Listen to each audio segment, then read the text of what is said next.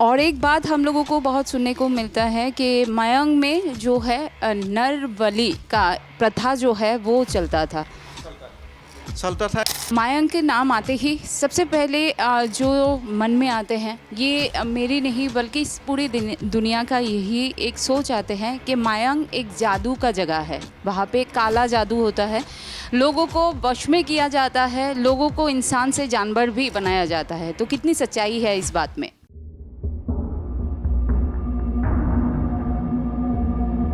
आपने कभी ऐसा कोई मैजिक आपने कभी अनुभव किया है, आपने देखा है ऐसा कुछ होते हुए? ये जो कामाख्या मंदिर है, कामाख्या मंदिर के साथ ही ये मायांग जगह का नाम जुड़ा हुआ है, ये क्यों है?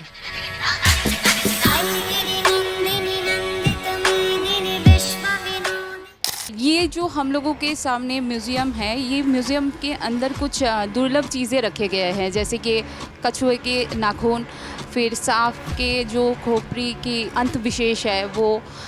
तो ये सारी चीज़ें सचमुच में जादू में यूज़ होते थे।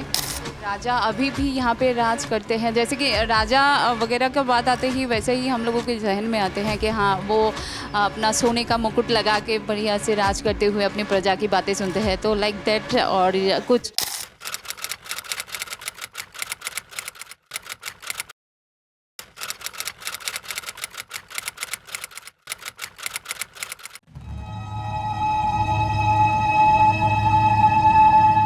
नमस्कार, मैं सुष्मिता आप सभी का स्वागत करती हूँ पूर्वांचल प्रहरी में। आज मैं आई हुई हूँ मायांग शहर में। जैसे कि आप लोगों को बताई हो कि एक बहुत ही खूबसूरत जगह है मायांग, मायाजाल से भरा हुआ। इस मायांग शहर के बारे में आप सभी के साथ विस्तार से बात करने के लिए मेरे साथ इस वक्त मौजूद है doctor Utpal Nath, assistant professor of Mayang college. नमस्कार सर। सर, सबसे पहला यही सवाल मैं करना चाहूँगी कि ये जो कामाख्या मंदिर है, कामाख्या मंदिर के साथ ही ये मायांग जगह का नाम जुड़ा हुआ है, ये क्यों है? तो कामाख्या मंदिर तो सदियों से तंत्र साधना का प्रमुख केंद्र माना जाता रहा है। ये जो कामाख्या से मायोंग की दूरी लगभग 30 किलोमीटर है, जबकि नदी मार्ग से यह दूरी और भी कम मानी जाती है। इतिहासकारों के अनुसार 7वीं से 8वीं शताब्दी के दौरान यह पूरा क्षेत्र तंत्र विद्या और गूढ़ साधनाओं का महत्वपूर्ण केंद्र था। इसी ऐतिहासिक और आध्यात्मिक परंपरा के कारण कामाख्या और मायोंग का संबंध आज भी बना हुआ है। वर्तमान समय में भी देश के विभिन्न हिस्सों से आने वाले अनेक तांत्रिक, साधु और साधक कामाख्या में साधना करने के बाद मायोंग अवश्य जाते हैं। उनके लिए कामाख्या और मायोंग दोनों ही तंत्र साधना और तांत्रिक परंपराओं के महत्वपूर्ण स्थल माने जाते हैं। इसी वजह से मायोंग को लंबे समय से तंत्र विद्या और रहस्यमयी परंपराओं के अध्ययन का एक प्रमुख केंद्र माना जाता है।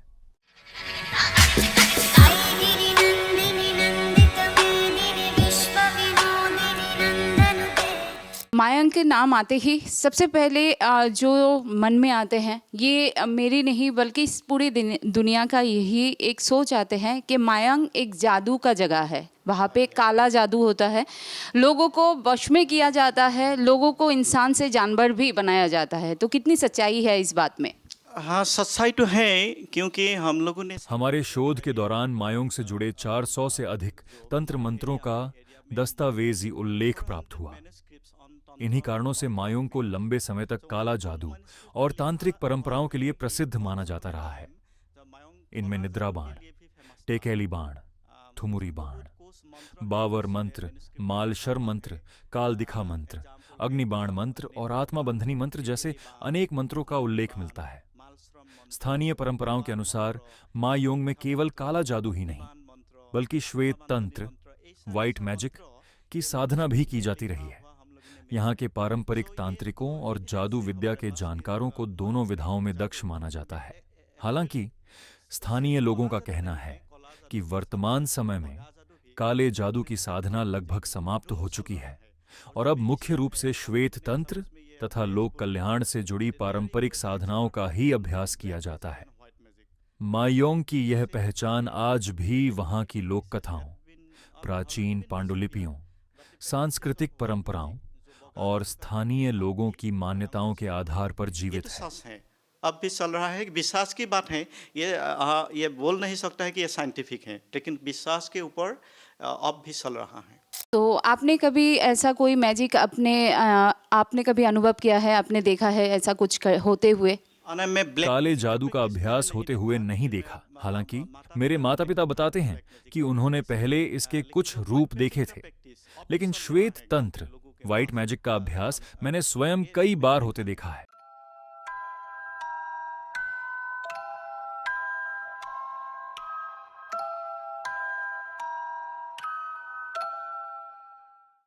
तो वाइट मैजिक जो चलता है, अभी भी चल रहा है जो उससे लोग उपकृत होते हैं, उससे लोगों को कुछ हेल्प होता है? हाँ, ये तो आज भी गांवों में इसकी कुछ पारंपरिक विधियां स्थानीय मान्यताओं के अनुसार प्रचलित हैं। हाँ, मयोंग ही नहीं, बल्कि असम के बाहर देश के अलग अलग राज्यों से और विदेशों से भी लोग यहाँ व्हाइट मैजिक आधारित उपचार के लिए आते हैं। कौन कौन सी ऐसी ट्रीटमेंट है जो यहाँ पर किया जाता है मैजिक के थ्रू? जब लोगों को इसका लाभ मिलता है भी वे यहाँ तक पहुँचते हैं। ये पूरी तरह आस्था और विश्वास का विषय है। लोग विश्वास के साथ यहाँ आते हैं और सकारात्मक अनुभव लेकर लौटते हैं। व्हाइट मैजिक के माध्यम से मानसिक, शारीरिक स्वास्थ्य और सामाजिक समस्याओं के समाधान का दावा किया जाता है। यहाँ ऐसी विभिन्न समस्याओं के लिए अलग अलग मंत्र बताए जाते हैं और उनका अभ्यास आज भी किया जाता है। लोगों का मानना है कि हर समस्या के समाधान के लिए यहाँ मंत्र मौजूद हैं और उनकी परंपरा अब भी जीवित है।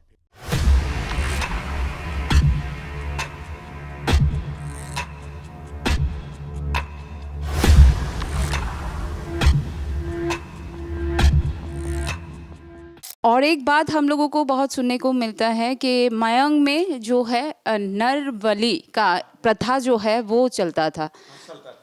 क्योंकि प्राचीन समय में यहाँ नरबलि दिए जाने की बात कही जाती है। कहा जाता है कि नरबलि में इस्तेमाल होने वाले कुछ हथियार आज भी गांव के एक संरक्षित स्थल पर सुरक्षित रखे गए हैं। मान्यता है कि उस समय कुछ तांत्रिक अपनी साधना या शक्ति बढ़ाने के उद्देश्य से नरबलि देते थे। हालांकि इन दावों की स्वतंत्र रूप से पुष्टि नहीं हुई है और इन्हें स्थानीय लोक कथाओं एवं मान्यताओं के रूप में ही देखा जाता है। they sacrifice human in order to earn their magical power. ये जो हम लोगों के सामने म्यूजियम है, ये म्यूजियम के अंदर कुछ दुर्लभ चीज़ें रखे गए हैं, जैसे कि कछुए के नाखून, फिर सांप के जो खोपड़ी की अंत विशेष है वो, तो ये सारी चीज़ें सचमुच में जादू में यूज़ होते थे। में ही यूज होते हैं, क्योंकि ये सभी वस्तुएं हमें एक तांत्रिक के घर से प्राप्त हुई थी। संग्रहालय में जो सामान आपने देखा, स्थानीय लोगों के अनुसार उनमें से कई वस्तुओं का उपयोग आज भी कुछ साधक अपनी तांत्रिक परंपराओं में करते हैं। हमने ऐसी कुल 48 वस्तुओं को सुरक्षित संरक्षित रखा है। माना जाता है कि प्राचीन काल से लेकर आज तक इनका उपयोग विभिन्न तांत्रिक अनुष्ठानों और साधनाओं में होता रहा है।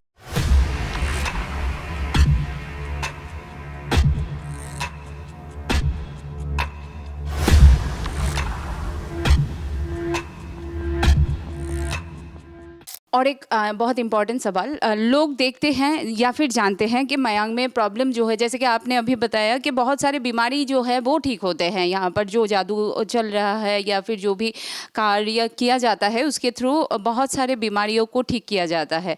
तो अगर कोई मान लीजिए हमारी इंटरव्यू देख के कोई अगर मयांग आना चाहे अपनी बीमारी को ठीक कराने के लिए, तो उनको किस तरह से प्रोसेस करना पड़ेगा, किस तरह से उनको तैयारी करके आना पड़ेगा?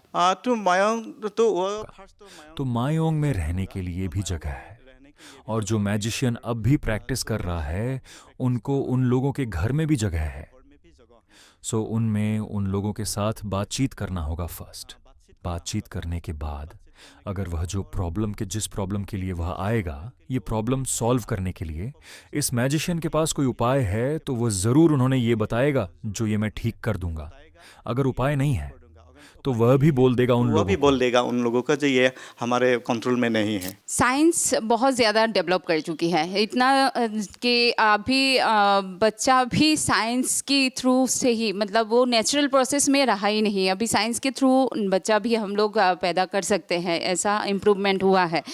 तो ऐसे एक ज़माने में, ऐसे एक समय पर ये जो मैजिक है ये कितने सच्चाई है इसमें, या फिर लोग जो अभी नेक्स्ट जनरेशन के लिए मैं बताऊंगी, जो नेक्स्ट जनरेशन मतलब आपके जो पापा थे, आपने उनसे कुछ कुछ बातें सीखे हैं, आपको मे बी कुछ पता भी हो अबाउट द मैजिक, बट आपके जो नेक्स्ट जनरेशन है या फिर उसके जो नेक्स्ट जनरेशन है उन लोगों में कितनी ये सीखने की या फिर जानने की इच्छा आपको दिखाई देते हैं? न्यू जनरेशन में तो ये प्रैक्टिस सीखने के लिए कोई आग्रह हम लोगों ने अब नहीं देखा, क्योंकि ये जो अब आप बोलते हैं कि यह साइंस और टेक्नोलॉजी का युग है, तो ये साइंस एंड टेक्नोलॉजी इतना आगे चल रहा है, तो इसके साथ साथ ये जो तंत्र प्रैक्टिस है, यह एंशिएंट प्रैक्टिस है, एंशिएंट साइंस है, तो साइंस और टेक्नोलॉजी के साथ साथ ये आगे नहीं बढ़ सकता। ये सिर्फ हम जो लोकल पीपल हैं ये प्रिजर्व करना चाहता है, ये हेरिटेज के रूप से, क्योंकि एक ये जो प्रैक्टिस मैजिक प्रैक्टिस ये बौद्धिक जोक्स है, हजार वर्ष का ये परंपरा है, इसे रूप में ही हम लोग प्रिजर्व करना चाहते हैं, क्योंकि ये ट्रेडिशनल साइंस है। वंस अपॉन ए टाइम जो गांव के लोगों हैं, एक गांव, एक विलेज, एक जनसमष्ट, ये जो तंत्र प्रैक्टिस, मंत्र प्रैक्टिस, ये साइंस के ऊपर ही चल रहा था। सो अब भी ये एक हेरिटेज के रूप में, इन इंडियन जीवन हेरिटेज के रूप में अब भी चल रहा है।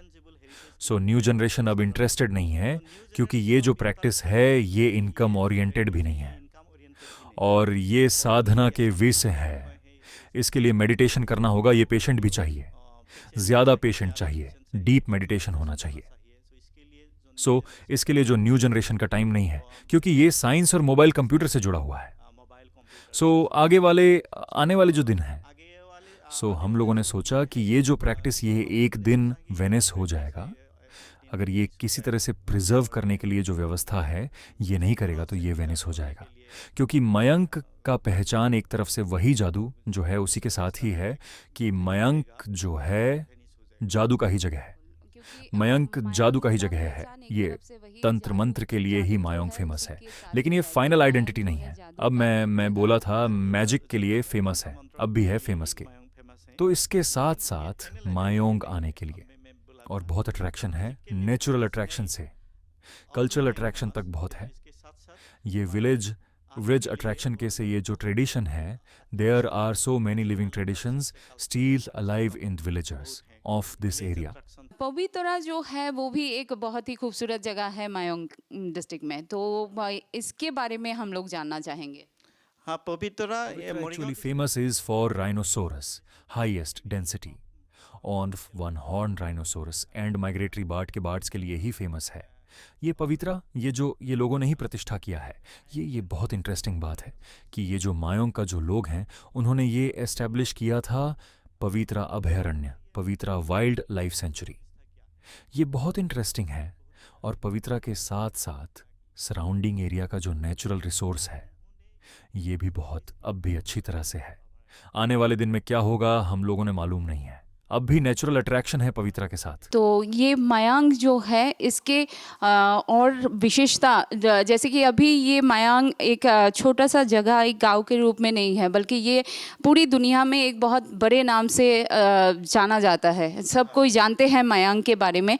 तो मायांग के जो दिन आने वाले हैं उन दिनों के लिए मायांग कितने डेवलप हो रहे हैं, या फिर मायांग में लोगों को क्यों आना चाहिए? हाँ, मायोंग तो ये मैजिक के लिए ही फेमस नहीं है, मैजिक का प्रैक्टिस एक मेजर अट्रैक्शन है इस एरिया का, किंतु मैजिक के साथ साथ ये नेचुरल बहुत ब्यूटीफुल है, नेचुरल हेरिटेज के लिए भी फेमस है, कल्चरल हेरिटेज के लिए भी फेमस है, आर्कियोलॉजिकल एविडेंस के लिए भी फेमस है, और मायोंग में जो पवित्र अभयारण्य है, वाइल्ड लाइफ सेंचुरी है, इसके लिए भी मायोंग फेमस है।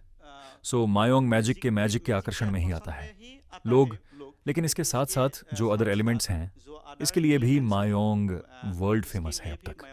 लेकिन मायोंग एक सिंपल गांव नहीं, ये एक एरिया है, combination of 19 revenue villages Mayong.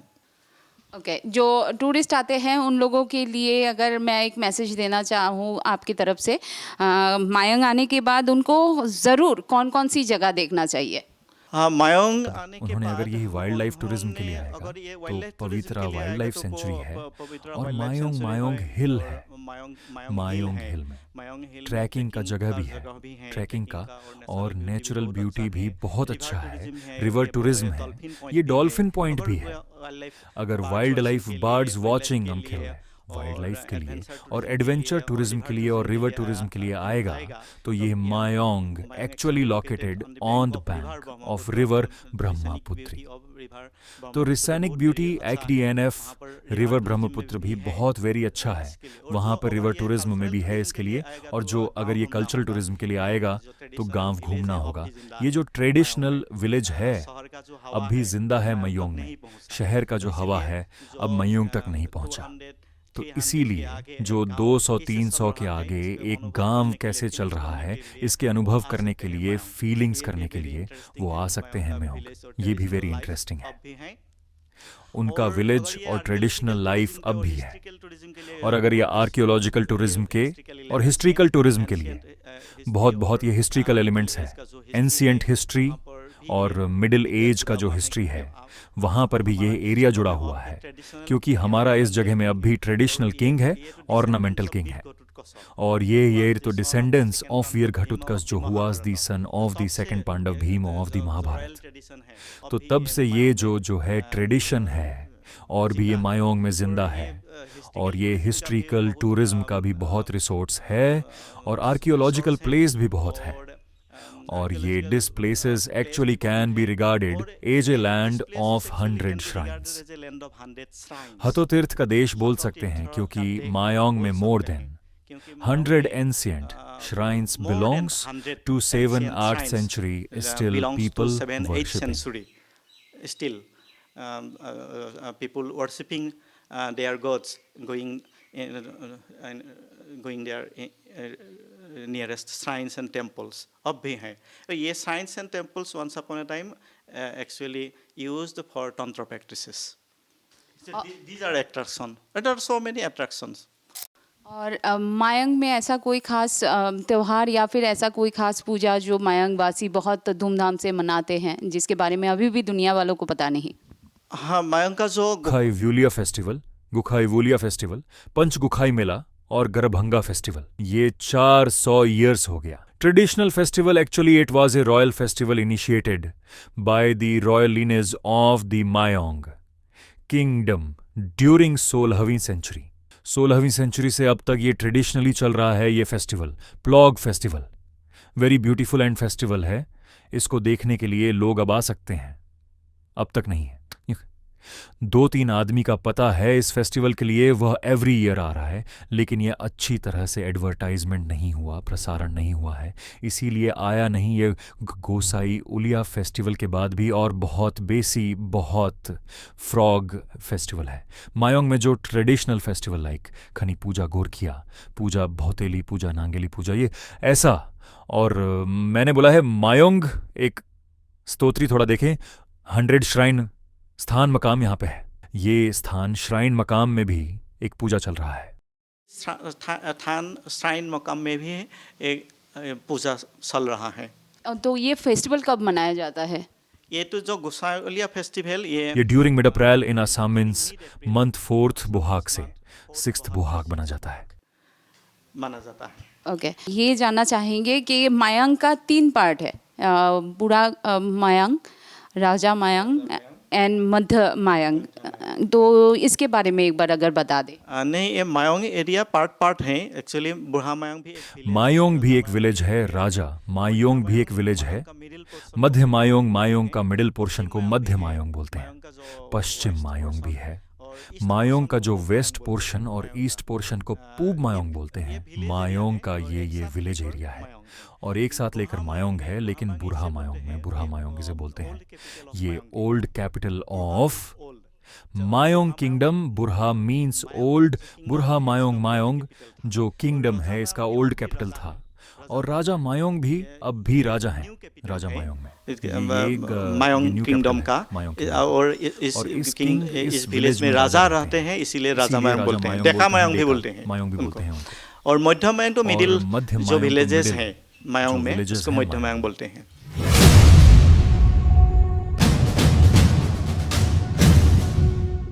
राजा अभी भी यहाँ पे राज करते हैं, जैसे कि राजा वगैरह का बात आते ही वैसे ही हम लोगों के जहन में आते हैं कि हाँ वो अपना सोने का मुकुट लगा के बढ़िया से राज करते हुए अपनी प्रजा की बातें सुनते हैं, तो लाइक दैट और कुछ थोड़ा डिफरेंस है ये से ही हम लोगों के जहन में आते हैं कि हाँ वो अपना सोने का मुकुट लगा के बढ़िया से राज करते हुए अपनी प्रजा की बातें सुनते हैं, तो लाइक दैट और कुछ थोड़ा डिफरेंस है ये लोकल, जो क्योंकि एक एरिया का स्मॉल एरिया का किंगडम है, इतना जो एम्पेरो था ऐसा नहीं है, अलेक्जेंडर जैसा राजा नहीं है, तो ये पुरु जैसा राजा है, स्मॉल पुरु जैसा राजा है, इसे सोने का जो मुकुट ऐसा नहीं है, लेकिन उनको उनके फैमिली में जो सोने रुपए का जो ये रॉयल जो ऑन ऑर्नामेंट्स है अब भी है। और ये जो राजा है मेनली हम लोग अगर इतिहास में जाके तो ये कहा जाता है कि भीम के वंशज जो है उन्होंने उनके कहा जाता है ये जो मायोंग का जो रॉयल हिस्ट्री है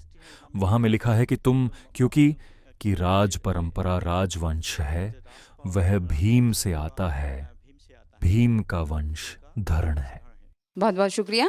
ये थे हमारे साथ डॉक्टर साहब और उन्होंने बहुत सारे जानकारी हम तक पहुंचाए हैं। बहुत बहुत शुक्रिया अदा करना चाहेंगे उनका, उन्होंने इतना समय दिया। Thank you so much everyone. मैं सुष्मिता आप सभी से विदा लेती हूँ बहुत जल्द और एक खास कार्यक्रम के साथ उपस्थित होने के वादे के साथ।